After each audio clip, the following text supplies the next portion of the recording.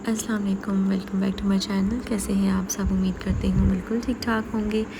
आज मैं आपके लिए लाई हूँ मैंगो टी केक की रेसिपी। बहुत ही आसान सिंपल सा, ये सिर्फ 3 से 4 इंग्रेडिएंट्स को यूज़ करते हुए आप केक रेडी कर सकते हैं ब्लेंडर में।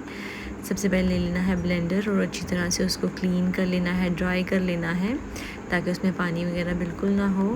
फिर 2 अंडे ब्लेंडर में तोड़ लेने हैं और इस तरह से एक एक अंडा करके तोड़ लें आप दोनों ब्लेंडर में और इजीली ये केक तैयार होगा और बिना किसी भी हैंड बीटर वगैरह को यूज़ किए हुए, क्योंकि अक्सर बहनों के पास हैंड बीटर नहीं होता, इसलिए परेशानी की कोई बात नहीं है। बहुत अच्छा केक रेडी होता है ब्लेंडर में भी। फिर उसके बाद 1 कप पूरा लेनी है चीनी का, और मैं यहाँ पर साबुत चीनी इस्तेमाल कर रही हूँ, आइसिंग शुगर यूज़ नहीं कर रही, आपकी अपनी मर्ज़ी है।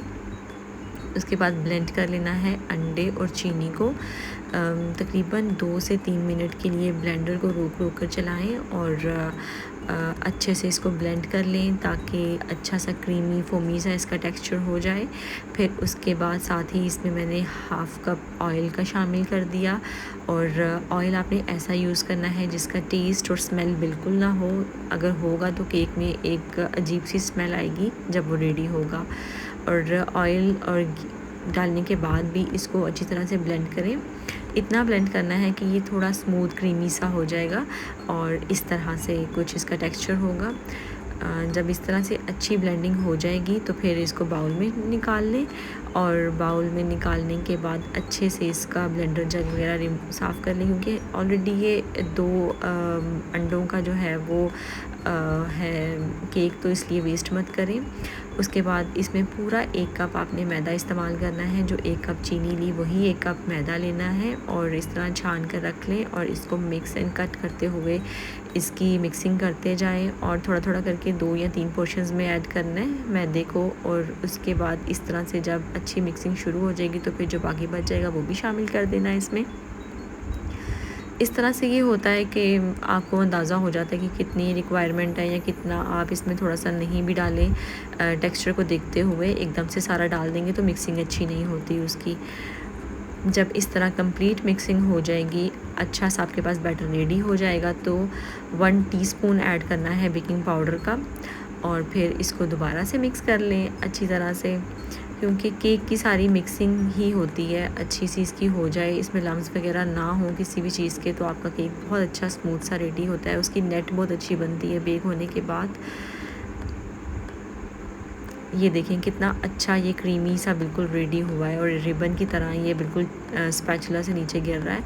ये परफेक्ट है बिल्कुल। उसके बाद मैंने एक छोटे आम को लेके और इस तरह से उसके क्यूब्स कट कर लिए पील ऑफ करने के बाद।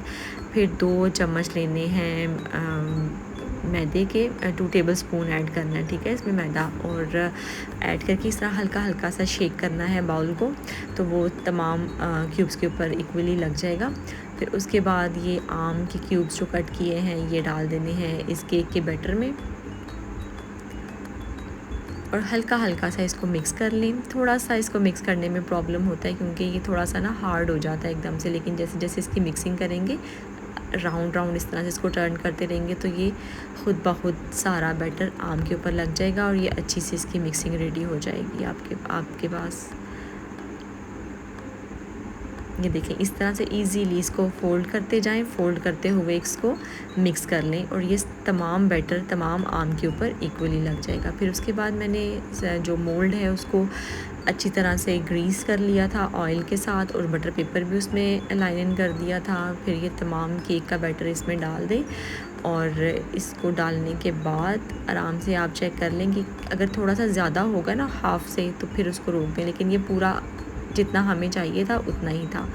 हल्का हल्का सा इसको ना मोल्ड को टैप कर लेना है और ये खुद ब खुद सेटल होता जाएगा, और इसके तमाम जो एयर बबल्स वगैरह होते हैं वो ख़त्म हो जाते हैं टैप करने से।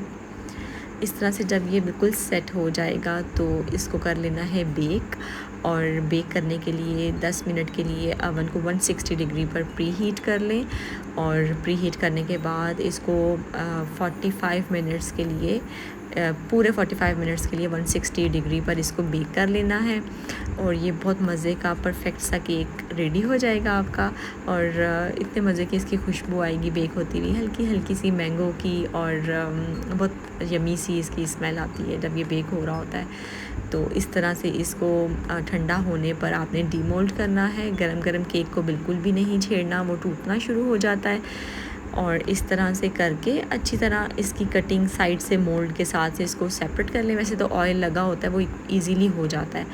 और फिर उसको इस तरह से डीमोल्ड कर लें, बटर पेपर वगैरह रिमूव कर दें जो केक के ऊपर लगा हुआ है। अगर आपको थोड़ा सा डार्क कलर पसंद है तो 5 मिनट आप मज़ीद भी रख सकते हैं, लेकिन ये 45 मिनट्स इनफ थे। बहुत अच्छा, बहुत स्पॉन्जी सा केक रेडी हुआ था। ये देखें बिल्कुल सॉफ्ट, अच्छा है ये, अंदर तक इसकी कुकिंग अच्छी हो चुकी थी।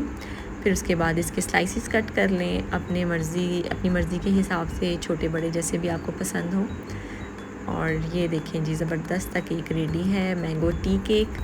और बहुत ही सॉफ्ट मज़े का नेट वाला ये केक, अंदर से आप देख सकते हैं कितना अच्छा सा ये रेडी हुआ है। और आप लोग भी ज़रूर इस रेसिपी को ट्राई कीजिएगा। मैंगो का सीज़न है तो भरपूर फ़ायदा उठाएं, जितनी भी आम की रेसिपीज़ बना सकते हैं बनाएं, इंजॉय करें। गर्मियों में खुद भी खाएं, अपनी फैमिली वालों को भी इंजॉय कराएं। उम्मीद करती हूँ आपको रेसिपी अच्छी लगी होगी। अगर अच्छी लगी हो तो मेरे चैनल को ज़रूर सब्सक्राइब कर दें, वीडियो को लाइक कर दें और बेल आइकन के बटन को ज़रूर प्रेस कर दें। मैं मिलूँगी नई वीडियो में। अल्लाह हाफ़िज़।